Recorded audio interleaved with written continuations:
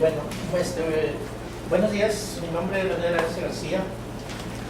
Como todos ustedes saben, somos compañeros de la Auditoría Superior del Estado de Nuevo León.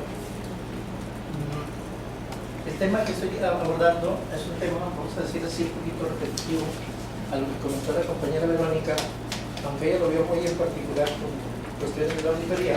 Yo lo estoy viendo un poquito más generalizado, en forma global, tanto para un ente fiscalizador como para un ente de iniciativa privada o de la iniciativa pública.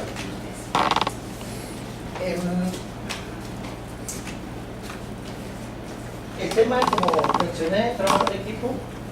El motivo de esta investigación es porque he notado, como auditor dentro de una entidad de la fiscalizadora, que hay problemas a veces para el cumplimiento del objetivo para el que fuimos contratados, y eso se debe en gran parte, entre una serie de factores externos e internos, a la cuestión de equipo de trabajo. El objetivo es presentar una propuesta que contenga un modelo para determinar cuáles son las características deseables entre los miembros de un equipo de trabajo y poder lograr la interacción de los mismos en el desempeño global para lograr el objetivo de la entidad. La pregunta que se hace para plantear este objetivo es cuáles son las características deseables que debe tener cada miembro de un equipo de trabajo y cómo lograr la interacción de las personas que lo integran para lograr el objetivo final. Entre los objetivos particulares, quiero abordar primero el tema de qué es un equipo de trabajo. Equipo de trabajo es un conjunto de miembros que tienen una finalidad en común, es lograr un objetivo para lo cual se está desarrollando un trabajo.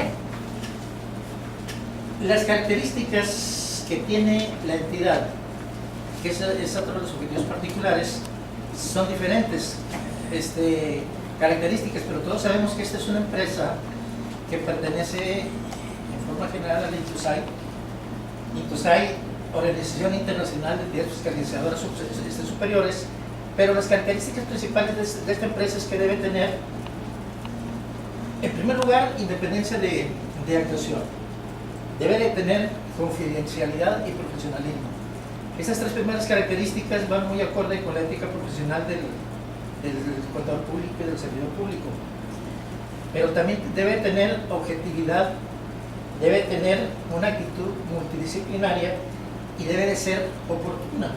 Hace rato la compañera Iracema hablaba de la falta de oportunidad al realizar el trabajo por no presentarse en tiempo real. Estamos auditando un año posterior al ejercicio que se haya realizado. Otra de las características sería la de describir, otro de los objetivos particulares sería la de describir cuáles son las características particulares de cada miembro del equipo. Hay que analizar que cada persona es un mundo independiente. Cada persona piensa diferente, dicen los cifras de la mano, no todos son iguales, en un equipo pues tampoco son iguales. Pero habría que analizar que la persona debe tener como cualidad, primero que nada, tener un propósito claro. ¿Qué es lo que está haciendo y para qué es lo que se está haciendo? Tener una comunicación efectiva. Tener la voluntad de aprender por sí mismo y aprender de los demás compañeros. Tener la voluntad de participar en grupo. Analizar bien y orientar bien cuáles son los problemas que hay que acabar con ellos para poder cumplir con el objetivo. Hay que, dentro del grupo, buscar la excelencia, pero la excelencia que auxilie en la objetividad de los resultados que tenga el grupo. Hay que celebrar los logros, analizar los fracasos para ver por qué no se obtuvo el resultado positivo. Hay que involucrar a todos los que intervienen dentro de ese grupo. Y por último, hay que buscar el ser innovadores, el tener iniciativa propia para poder llegar a un fin común.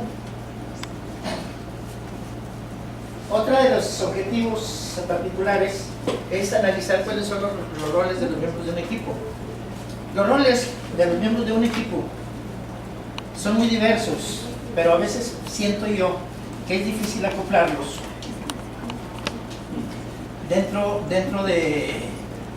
del grupo, por la cuestión de que ya hay lineamientos plenamente establecidos. Pero aún así, cuando un equipo trabaja en grupo, habría que analizar realmente quién puede ser el titular dentro de la planeación de trabajo, pero quién puede estar encargado, como lo vimos hace rato. Por ejemplo, César está encargado del cronometraje, por otra persona, por otro lado está Vero dándole vueltas a las diapositivas, la otra persona está acá explicando. Eso forma parte de los roles para poder llegar a un fin. Y por último, exponer las cualidades que caracterizarían como eficaz el trabajo realizado por los miembros de un equipo, y ahí tendríamos que analizar los resultados finales. Nomás para abreviar,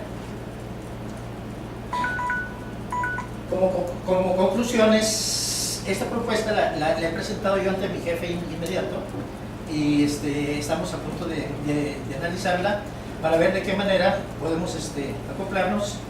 Y por último, aquí ya abrevié por el tiempo, el aprendizaje logrado, pues a mí en lo personal me ha dado mucho fruto lo que estamos haciendo ahorita en la actualidad.